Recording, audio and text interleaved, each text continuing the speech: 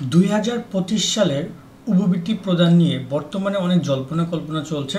অবশেষে সুখবর দিয়েছে শিক্ষা মন্ত্রণালয় এবং অর্থ মন্ত্রণালয়। খুব দ্রুতই শিক্ষার্থীরা এই টাকাগুলো পেতে যাচ্ছে। তবে কিছু শিক্ষার্থীরা টাকা এখনও পাবে না, তারা সেই টাকা পাবে ঈদের পরে। কেন এই কথা বলা সেটাও আমি বলছি। মূলত উপবৃত্তি ইতিমধ্যে শিক্ষার্থীরা কয়েকটা ধাপে টাকা পেয়েছে। আমি যদি বলি, প্রাথমিক শিক্ষার্থীরা টাকা পেয়েছে, মেধাবৃত্তি, সাধারণ বৃত্তিও টাকা পেয়েছে।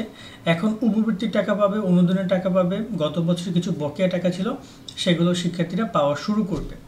এখন এই জায়গায় কারা কারা টাকা পাবে না সে প্রসঙ্গে বলার আগে বলতে চাই যে কেন টাকা পাবে না।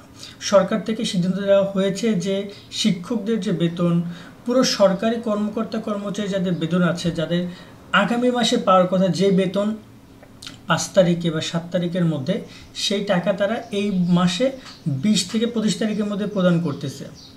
মানে বিষয়টা বুঝতে পারছো যে তারা অগ্রিম বেতন প্রদান করতেছে। 1 মাস আগের বেতন তারা প্রায় 15-20 দিন আগে প্রদান করতেছে ঈদের কারণে। তার সাথে আবার ঈদের বোনাস আছে, এর মধ্যে আবার বৈশাখী ভাতা যেটা আগামী মাসে পাওয়ার কথা এপ্রিল মাসে, সেই বৈশাখী ভাতাও এই মাসে দিচ্ছে। তার মানে প্রায় বোনাস, 2টা বোনাস, আবার তোমাদের হচ্ছে যে বেতনও তাদেরকে এখন দিয়ে দিচ্ছে। এখন এই সব কারণেই তোমাদের কিছু শিক্ষার্থী টাকা এখন পাবে না। আবার এমনও কথা আছে যে সকল শিক্ষার্থীর একটা শিক্ষার্থীর তো একটা ঈদ আনন্দ আছে, তারা যদি উপবৃত্তি টাকাটা পায় তাদের ঈদের আনন্দ অনেক ভালো হবে। সেই কথা চিন্তা ভাবনা করে শিক্ষা মন্ত্রণালয় এবং অর্থ মন্ত্রণালয় ও প্রধানমন্ত্রী শিক্ষা সহায়তা ট্রাস্ট কর্তৃপক্ষের আওতাধীন যে সকল উপবৃত্তি রয়েছে সেগুলো প্রদান করা হবে। কিছু কিছু উপবৃত্তির টাকা শিক্ষার্থীরা কিছু কিছু জেলায় শিক্ষার্থীরা পাবে এবং এই টাকা প্রদান করার সময়সীমা নির্ধারণ করা হয়েছে 20 এই যে মার্চ চলতেছে, 20 মার্চ থেকে 25 মার্চ, এই সময়গুলোর মধ্যে শিক্ষার্থীরা তাদের অ্যাকাউন্টে টাকাগুলো পাবে। এখানে ব্যাংক অ্যাকাউন্ট অথবা মোবাইল ব্যাংক অ্যাকাউন্ট উভয় ক্ষেত্রেই যে যেমন অ্যাকাউন্ট দিয়েছিল উপবৃত্তির আবেদন করার সময়, সেই টাকাগুলো তোমরা সেখানে পাবা। এবং মনে রাখবা, টাকা প্রদান করার সময় কখনোই তোমাকে শিক্ষা মন্ত্রণালয় কল দিবে না বা মেসেজ করে জানাবে না যে আপনি এই নাম্বারে যোগাযোগ করুন।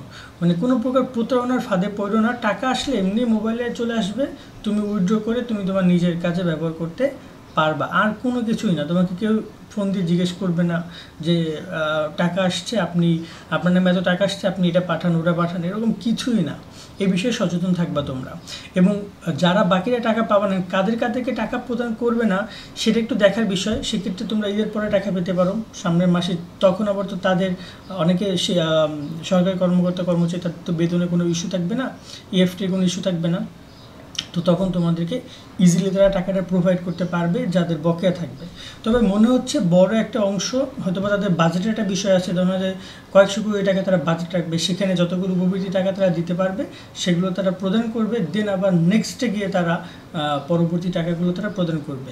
তবে অনুদান এবং হচ্ছে যে সহায়তা যেগুলো রয়েছে, ভর্তি সহায়তা, অনুদানে আবেদন করেছো, সেগুলো ফলাফল দেখে প্রকাশ করে সেগুলোর ফলাফল অনুযায়ী টাকা প্রদান করতে অনেকটা সময় লাগবে। সেগুলো সময় সাপেক্ষ ব্যাপার, কারণ সেগুলো আবেদন করার সময় বলে দিয়েছিল যে 2 মাস 3 মাস সময় লাগতে পারে। সেক্ষেত্রে অনুদানের টাকাগুলো যারা রয়েছে সেই টাকাগুলো জুন জুলাই ছাড়া পাবা না। জুন জুলাই ছাড়া এটা আমি প্রত্যেকটা ভিডিওতে বলে দিয়েছি। আশা করি তোমরা অপেক্ষা করো। গত কয়েকদিন আগে কিন্তু অলরেডি তোমাদেরকে টাকা একবার প্রদান করেছে, সামনে আরও টাকা তোমরা পাবা। আজকের মতো ভিডিওটা আমরা এখানে শেষ করছি নতুন আপডেটের মাধ্যমে। নতুন আপডেট আসলে তোমাদেরকে আবার জানাবো, তাই আমাদের সাথে সাবস্ক্রাইব করে যুক্ত থাকো। সকলে অনেক ভালো থাকবা। আল্লাহ হাফেজ।